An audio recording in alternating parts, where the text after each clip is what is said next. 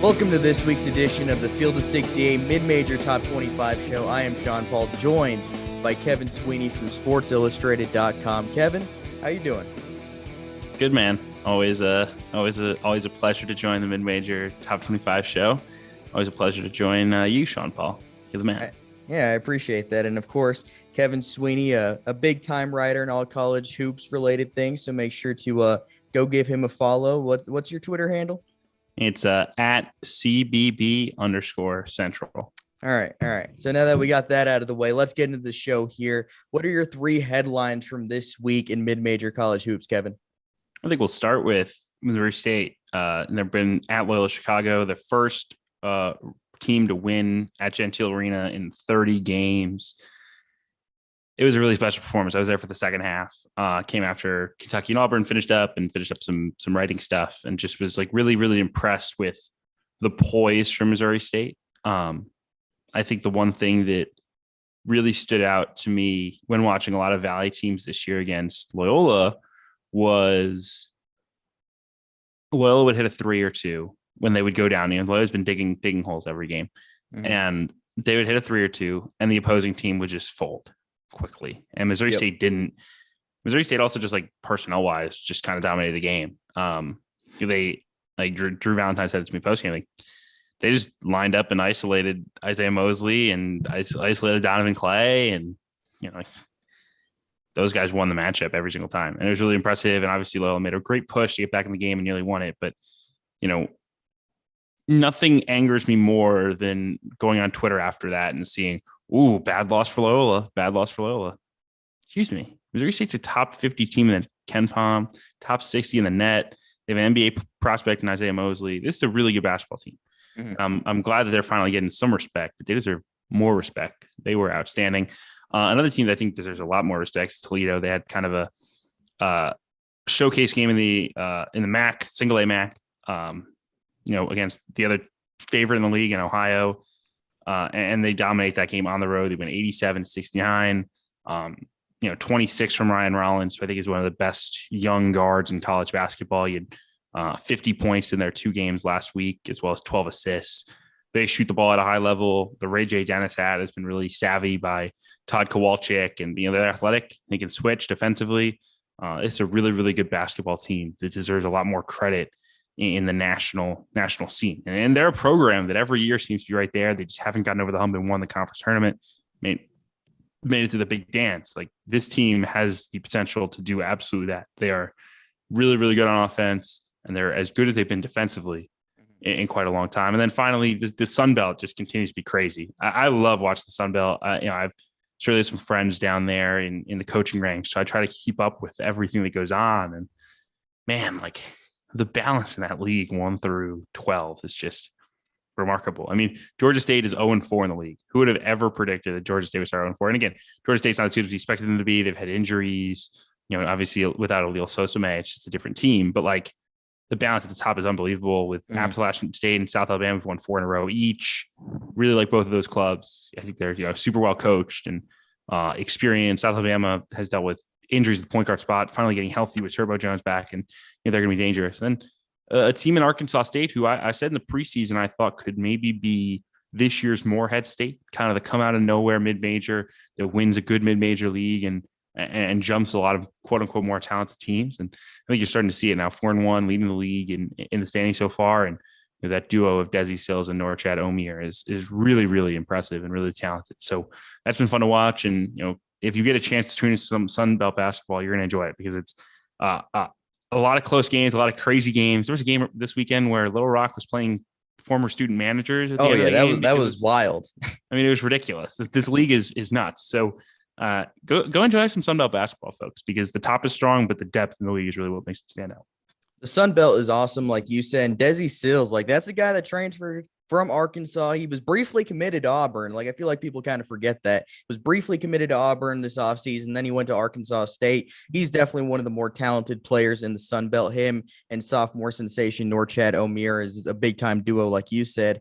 And then let's get into my headlines from the week. I'm going to start it with another down transfer. You mentioned Desi Sills.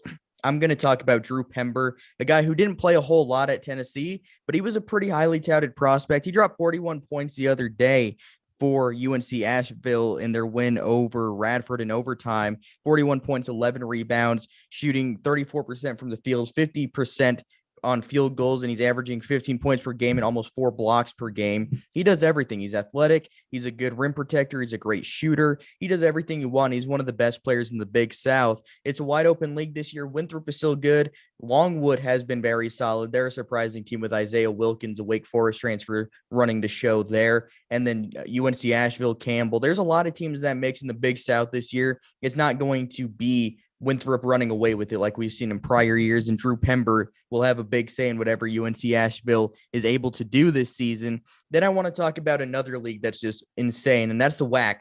You expect New Mexico State, you expect Grand Canyon. With the revamped WAC, you get Abilene Christian, you get Stephen F. Austin, you get Sam Houston State. Sam Houston State has beaten Abilene Christian, they've beaten Grand Canyon, they've beaten Stephen F. Austin, and they've beaten New Mexico. They've beaten all 4 of those teams already this year, 4 of the best teams in the league. They have 1 league loss, but this is a really good team. Savion Flagg, the transfer from Texas A&M, has been awesome. He's averaging 19 a game. J.D. Ray, the JUCO transfer, has been good. And the thing about Sam Houston State, they were really bad defensively last year. They're much improved on that end of the floor this season. So Sam Houston State's a real contender in that league. And also, don't sleep on Seattle. Right now, they're undefeated in league play. Their guard trio of Darian Trammell, Cam Tyson, and Riley Grigsby is really dangerous for the Red Hawks. They've had a couple of overtime wins here recently. And then rounding it out with another league that I think we all kind of agreed. Were you on the same page here? Like the Big West was UC Irvine, UC Riverside, and UCSB in some order. Is that what you had? Yeah. Yes, sir. It's looking a little different right now. I mean, Cal State Fullerton looks like the team to beat in that league. They beat UC Irvine the other day. UC Irvine's really struggling right now. They also lost to Long Beach State. I would say UC Riverside's in that mix too, but Hawaii is also in the mix. And obviously they have the big time home court advantage playing in just a crazy different time zone in the Stan Sheriff Center. It's an awesome place to play. And they have a really good guard, Noel Coleman, Bernardo da Silva. Their big man is back. Kamaka Hepa, the transfer from Texas, has been pretty solid. So the Rainbow Warriors have a lot of talent, and they could be bound to win the Big West this season. We'll see what happens, but it's been a wild league so far. And let's get into the poll this week. So Loyola Chicago, it was close. It was very close. They end up holding the top spot still. Murray State was right there. They're number 2. What was the deciding factor for you on keeping Loyola Chicago 1? Because that's what you had. Why'd you keep Loyola Chicago 1 over Murray State? Yeah, I mean, I think there's a couple of things, right? I think if you look at the analytics, right, you look at KenPom, you look at some of the other advanced metrics, you're going to see Loyola Chicago being ahead of Murray State consistently by about 10 spots. So that certainly is involved in my decision-making process. There are 18 spots higher in KenPom as of time of recording. So that was part of it. I think one of the other things, quite frankly, is, Loyola has just a deeper resume. I think, with the neutral win over San Francisco, the neutral win over Arizona State, the road win at DePaul, right? Like the job that they've done to put high major wins on the table is huge. And then obviously their only 3 losses are 2 neutral court games against top 20 teams. And then a third loss to Missouri State, who's a top 50 team in KenPom. Like, I just didn't feel like that game was like the warning shot everyone thought it'd be. Like, Loyola has to play better, without a doubt. They didn't guard in that game. They've, quite frankly, not done a great job of bringing their focus and their intensity for 40 minutes. But Murray State struggled with UT Martin this weekend. I think they're a really good basketball team.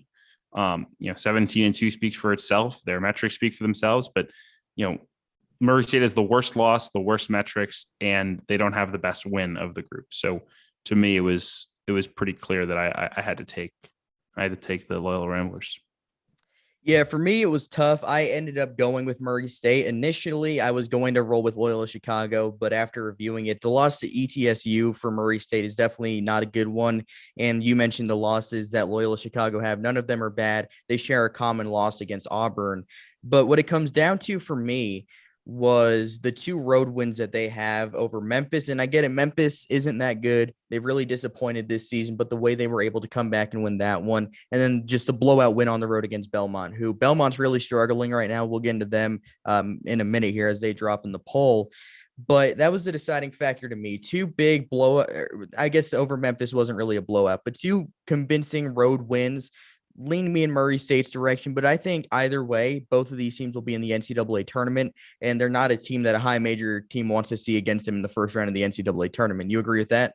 Yeah, absolutely. Murray State's a great team. They're really well coached. They have great talent. Their guards are terrific.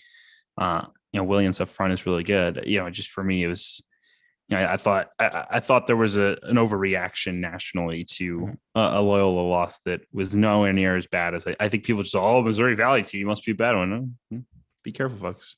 Yeah, the only thing about Loyola Chicago is just all the close calls they had. But like they were going That's to the lose. Valley though. But that's they were the going Valley. to lose one of these games eventually, though. Like with all the Yes. close calls, Yes. It's the same. Even though we don't rank A10 teams, it's the same deal with Davidson. They're going to lose at some point here. But again, but that's the Missouri Valley, right? Like look back last year through some of the scores that Loyola played, and there was no fans, right? This is a different. They played Southern Illinois to 8 points and 7 points in 2 meetings. They played Valpo to 2 points. This is Loyola. 7-point game against Bradley. 10-point game against a really rough Indiana State team. They lost to Indiana State early in the season. Indiana State was not good. They kind of figured it out late, right? Like Loyola had a few blowout wins, absolutely, but that's just like that is the way of the Valley. And yes, absolutely, Loyola has to play better. But like, I think if you look every year, like even the year that Loyola went to the Final Four, like if you go through their Valley games, 68-61 against Illinois State, 76-66 against Evansville, 80-71 against Valpo, 75-71 against Indiana State, right? That's just February, right? Like that's just the way that this league is played. It's very rough and tumble. It's extremely well scouted.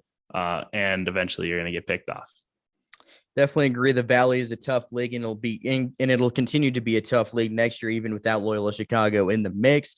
Toledo enters a poll for the first time this year. They were just outside last week. They're 13th this week. So they jumped big time in the poll, and it's very well deserved. Like you mentioned before, Ryan Rollins, one of the best young guards in the country. JT Shoemate is a really good big man. He can shoot the ball. He does really everything offensively that you'd want. Seth Milner is a good player. And for me, Toledo, what they've been able to do after losing Marion Jackson and Spencer Littleson from last year, the fact that they are able to be just as good is very impressive. And Ryan Rollins has been one of the better breakout players in the country alongside Mark Sears from Ohio, who Toledo was able to beat on the road the other day. That was just a big time win for them. And then looking at the rest of the poll here, Princeton at 21, Tosani Woma with another big game for the Tigers. One of the better players in mid-major basketball. He puts on a show every single night. Princeton is not a team you want to see against you in the NCAA tournament because they will probably put on a close game, if not beat you.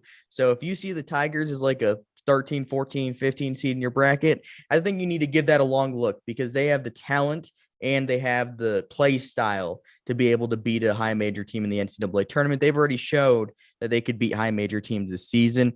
And then looking at the rest of the poll here, Morehead State enters the poll after beating Belmont. That was a pretty convincing win. That game was not particularly close. Morehead State, they lost a little bit from last year. Devon Cooper transferred to George Mason. They added Trey Hollowell from Wofford, and Janai Broom is still there. Last year, it was kind of one of those things. Was it just like they got hot at the right time, or was that team actually legit? And I think we're seeing now that they were pretty underrated by me included and a lot of people overall. What do you think about this Morehead State team? Do you think when it comes down to it, they'll be able to be there with Murray State and Belmont? Yeah, I'm a believer. I think, coming into the year, the question I think was less about, what they had lost. And to me, it was this front court duo with, Tyjon Claude, who as a freshman was really good. And you're like, all right, how can we, mix him in with Janai Broom? And I think you saw similar this year to what they did last year, where they just kind of struggled to find an identity, and then on conference, and then as conference play heated up, they really found themselves. And obviously the OVC gives you opportunities to do that because, quite frankly, the league is not very good at the bottom. Really the bottom 8 teams in that conference, if there's 8 left by the end of the next year. I mean, the bottom 8 is not very good. And so you have some opportunities to go in, but I think they obviously proved it, when they beat Belmont. That's a statement. And that's, a huge credit to Preston Spradlin. Obviously, when you have a special player like Broom who can block shots and dominate the glass and be good around the rim, that really helps. But they really surround him with shooting with Hollowell, who's shooting 43% on the year, and Taylor Cooper, who's at 38%. Skylar Potter's a better shooter than his numbers say. He's at, I think, 34%, but he's a good shooter. Like, he makes shots. Jalen Hall is a good shooter. Like, they have shooting all over the place. So that's really hard to guard. I think they're a legit third option in this league. Again, I don't think they're better than Belmont. I don't think they're better than Murray State, but I think they're right there. And at number 9, Chattanooga cracks the top 10 again. This is a team I like quite a bit. If they're going to be a 12 seed, they could be that 12 seed that everybody picks in their bracket to advance because they have that kind of talent. Their lead guard, Malachi Smith, was just selected as a Southern Conference Player of the Week for the 4th time this year, which is the most of any SoCon player since. Do you have a guess here? For Player of the Week? Yeah, it was the prior player at 8.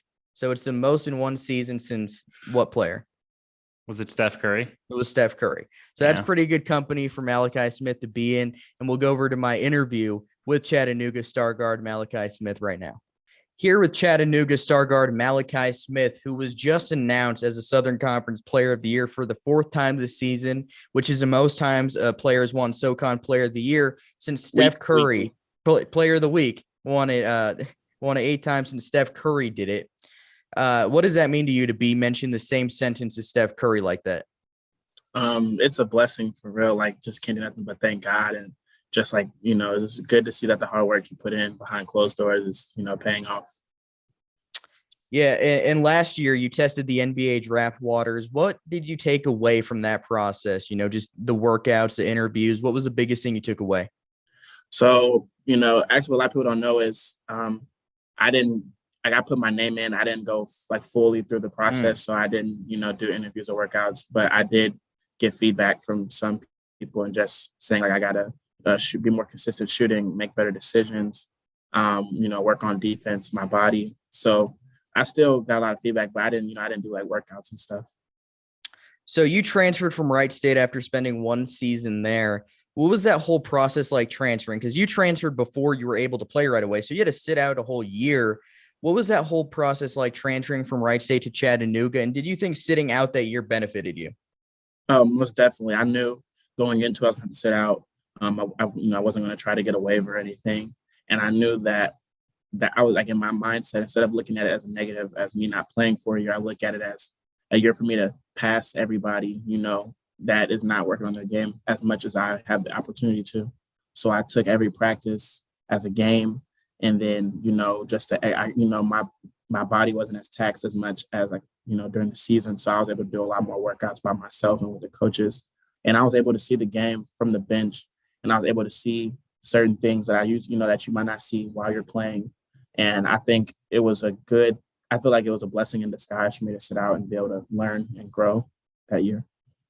You guys are one of the older teams in the country age-wise. What kind of impact do you think that plays? You think that's a big-time benefit for you guys as we get here to the latter part of the season leading into the Southern Conference tournament and potentially the NCAA tournament? I think so for sure. Going into hostile environments like VCU and LMU, those type of, even Murray State, who have good crowds, like having an older team, your experience, a lot of our players have played in similar situations. Silvio at Kansas has played in big-time games, so that moment doesn't faze him. Even at Wright State, we played in the conference tournament championship. Darius is very experienced. So I think all of us being experienced, we've been in those situations. So those type of moments aren't like, whoa, like a slap in the face, like we've never been there before. David Jean Baptiste, who you share the backcourt with, he's been around at Chattanooga for a while. It's his last season of eligibility. What have you been able to learn from him during your time playing for Chattanooga? Because he's one of the best players in program history, without a question, being top 5 in most scoring categories you'll find. So what kind of impact has he played on your career? Well, a huge impact. My redshirt year, I had to guard him every day in practice. A lot of players can't guard him. So a lot of things that he was doing to other teams, he was doing to me. And, if I was able to, continue to guard him every day and get better, a lot of players in the country don't score like him. So when we play other teams and I have to guard other teams, sometimes best player, I've went against it every day in practice. And then just, his ability to shoot the ball and score and be a leader. I was sitting back and asking questions and learning. And, I just wanted to be, I just wanted to let him know like I'm by his side and that, he can count on me and, that type of thing. How special do you think this Chattanooga team can be this season? Because obviously you guys have been off to a great start. You've lost 1 league game, and that was without David Jean Baptiste. You mentioned the games against VCU and Loyola Marymount, big-time road wins. You guys looked like your battle test. You guys can play in any environment. So how special do you think this team can be? I think this team can be historic. I think that's the ceiling for us. It's not going to be easy to get there, and us, me just saying it or us talking about it isn't going to make it happen. But us every day in practice, having that mindset, having the ability every game to go in like we're the best team, play like it. I think we can really be something historic. And wrapping it up here with my final question, you guys could definitely play in the NCAA tournament this year. What would that mean to you playing in the NCAA tournament, especially at the point in your career where you are now? We're averaging 21 a game, 5 rebounds, 4 or 5 assists. What does that mean to you if you're able to play in the NCAA tournament this season? I mean, it would be an honor. At Wright State, we were a game away. We were in the conference championship when we lost to Northern Kentucky. And, that's always a dream growing up and wanting to play Division I basketball and be on that stage. And I've seen it. I watch March Madness every year. And I just tell myself, I just want to be in that moment. And, I feel like I'm a big moment kind of player. I know what our team would do in that setting. And I think that if we get we take care of business and get the opportunity to go, I think, sky's the limit. I think a lot of things can happen. Thanks again to my guest, Malachi Smith from the University of Chattanooga, one of the best guards in the country. Now we'll get back to the Field of 68 Mid-Major Top 25 show after this. That was Malachi Smith, and now we're headed back to the Field of 68 Mid-Major Top 25 show, joined by Kevin Sweeney, of course. And we just talked about the poll. We talked to Malachi Smith, and now let's get into the game of the week for this week. What game are you looking at that's must-watch television for mid-major hoops? I mean, it's kind of an obvious one, but San Francisco and St. Mary's is going to be fantastic. And I think there is some urgency here, particularly for San Francisco. Look, I think San Francisco is great. They do a great job and with scheduling to line up games against all these great mid-majors in the non-conference. And, some of them have really panned out, like Davidson, like UAB, like Fresno. Like, those are games that move the needle more than I think they would have even anticipated. Like, they were hoping that maybe one of those hits, and all three of them have. But at some point they're going to have to show, I think they need to be 500 or better against BYU, St. Mary's, and Santa Clara. Like, I think if you're not over 500 in that group, you're going to get left out. And so when you get them on your home court, and they have Santa Clara on their home court this weekend as well, right? Their next 3 games are St. Mary's home, Santa Clara home, BYU on the road. Like, they need the 2 home games, bare minimum, if they want to go dancing, right? That's just the bottom line. I think it's a huge game for San Francisco. It's a great matchup. Obviously, 2 outstanding coaches, kind of teacher versus student with Randy Bennett and Todd Golden. And, great talent on the floor. Obviously, San Francisco with Bouye and Masalski, but and I saw St. Mary's in Vegas, and, Kusi at point, and Fotu, and, Logan Johnson on the ball will be really interesting against Jamari Bouye. I can't wait for this matchup. Yeah, you mentioned it. Teacher and student Todd Golden played for Randy Bennett, was a starter there for a couple of years. This is a number 3 team, San Francisco, ranked against a number 6 team, St. Mary's, in this week's poll. I think it'll be a pretty interesting one in contrasting styles. Obviously, St. Mary's wants to keep the game lower scoring. If San Francisco, they haven't scored the way I thought they were going to this year. That's kind of been one of their issues. They've really had to rely on their defense, which is a pleasant surprise because of the guys they added, like Patrick DePay and Ewan Masalski. But what it comes down to here is if they're able to play the pace they want to play, if they're able to hit those perimeter shots, I think they'll be able to win. But St. Mary's and Randy Bennett does a great job of just making teams play the exact opposite of the way they want to play. And that's part of why he's had such long, sustained success at St. Mary's. Like, they never have the most talented roster in the world, but he's such a great coach, and he's able to play the way he wants to play. And that can definitely lead to a lot of victories. And getting into my game of the week, I'm going with a little more off the radar one, some Ivy League action. As you all know, I love me some Ivy League. Kevin knows I love the Ivy League. I'm going with Princeton, the number 1 team in the league. I've mentioned them a lot. Who plays for Princeton, Sean? Well, there's a lot of guys, but Tosani Woma, Jalen Llewellyn, Ethan Wright. I could go on about this team all day long. They're my Oral Roberts from last year. Like, I've watched every Princeton game. I've watched like their last 9 games. Like, I'll be sitting there on a Saturday.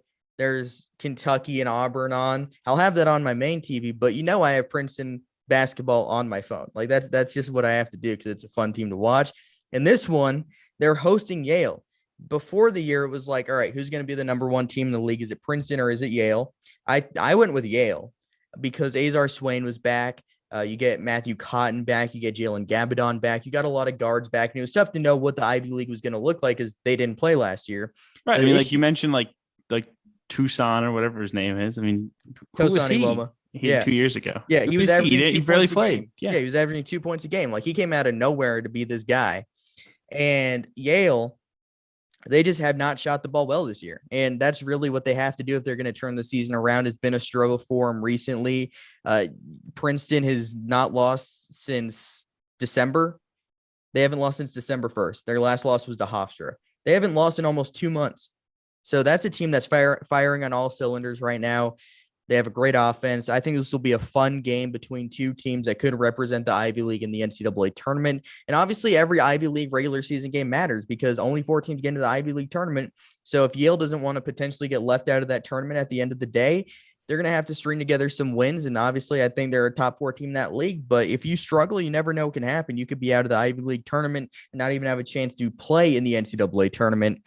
But now, I think I say this every week, but this is definitely my favorite segment of the week, the upset of the week, because you never know what's going to happen. Upsets are what makes college basketball amazing. And you have a pretty interesting one. What's your upset of the week, Kevin? Why don't you tell the people? This is completely unbiased. You should know. There's nothing to this. Nothing here. Siena goes to Iona on Tuesday night. And let me tell you this. Siena has a winning record at Heinz Gymnasium in New Rochelle in the last 2 decades. They've won 4 of their last 5 at Heinz. Siena's played much better basketball lately. Couldn't quite get over the hump against Manhattan. Got a really tough whistle in the closing 2 minutes, I will say. Anthony Gaines had the best game of the season. He had 18, 7, and 6. Something about this, man. Little Northwestern and Siena love there with Anthony Gaines. So this is a good point. So Siena and Northwestern have felt very adjoined since I arrived because Boo Buie, his half brother is Jordan King, who obviously spent 2 years at Siena before transferring to East Tennessee State. Ryan Young, his brother Kyle, spent 2 years at Siena. He's not with the team this year. And then Anthony Gaines transferred from Northwestern to Siena. It's been wild. So no, Iona's eventually going to lose one of these games. Like they though? Oh, well, you see, it's funny because you're digging Loyola Chicago. You're digging Loyola Chicago. That's accurate. Yeah. They're playing with their food. With top 150 teams, they're playing with their food. Iona's playing with his foods against Manhattan, against Fairfield. Okay, that's fair. I agree with you. Eventually, one's going to happen. They probably will. I don't know if it'll happen at Heinz. But it would be very sweet if it did. Just putting it out there. They probably will. I still am going to stay with my take that they go undefeated in league play. But there's certainly been some moments this year where I'm like, that take could age very poorly. But right now, it's still alive. Eventually, a team will not spontaneously combust in the final 5 minutes. They beat Monmouth in a great overtime game the other day. Well, great whistle. Elijah Joyner, 27 points. Elijah Joyner, 27 points. Great outing from the Gales. They were able to win that one. And hey, they're the best team in that league. And going to the Atlantic Sun for my pick, 2 offenses that shoot a lot of threes. That's Eastern Kentucky. That's Florida Gulf Coast. Both shoot threes on over 48% of their possessions.